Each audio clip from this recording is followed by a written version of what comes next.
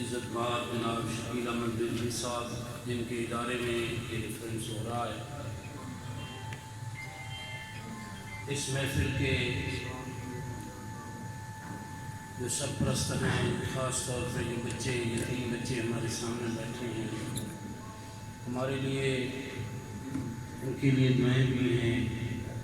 اور ہم اللہ سے دعا کرتے ہیں کہ یا اللہ صاحبزادہ صاحب کے صاحبزادوں کو بھی ہمیشہ زندگی میں خوش رکھیں۔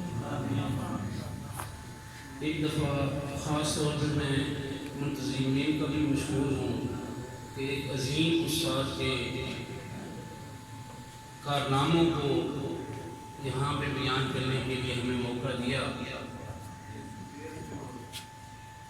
ایک دفعہ سورۃ فاتحہ اور 3 دفعہ کچھ